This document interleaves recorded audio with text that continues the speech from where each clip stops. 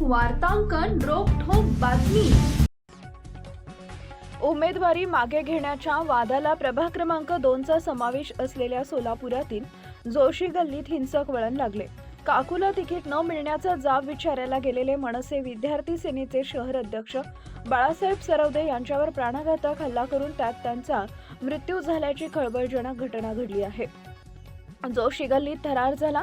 महापालिकेच्या निवडणुकीत रक्त सांडले। भाजपचे माजी नगरसेवक शंकर शिंदे यांच्यासह त्यांच्या कुटुंबातील सदस्यांनी चाकू आणि कोयत्याने सपासप वार करून निर्गुण हत्या केल्याचा आरोप मृत सरवदे यांच्या नातेवाईकांसह मनसेनं लावला।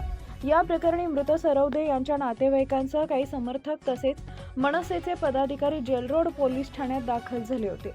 रात्री उशिरापर्यंत घटनेच्या पार्श्वभूमीवर गुन्हा दाखल करण्याचे काम सुरू होते।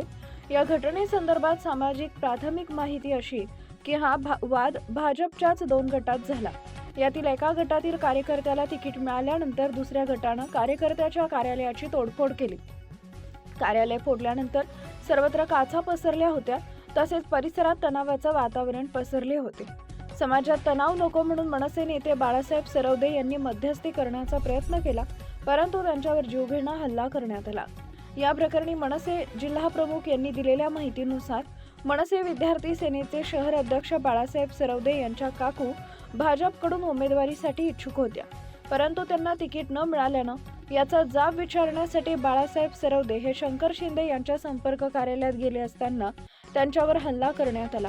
तसेच यात त्यांचा मृत्यू झाल्याचाही दावा मनसे जिल्हा प्रमुख प्रशांत इंगळे यांनी केला आहे। प्रभाग 2 मध्ये भाजपच्या अधिकृत उमेदवार शालन शिंदे आणि बंडखोर उमेदवार रेखा सरवदे यांच्यातील उमेदवारी अर्ज मागे घेण्याच्या वादाला आता हिंसक वळण लागलं आहे।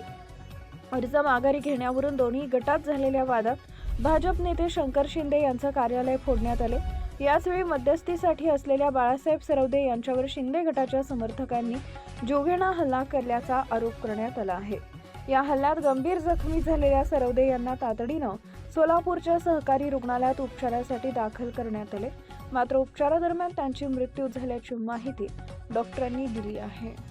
महाराष्ट्रातील महत्त्वाच्या आणि ताज्या बातम्या पाहण्यासाठी आमच्या जय हो न्यूज चॅनलला सबस्क्राइब करा आणि बेल आयकॉन प्रेस करा।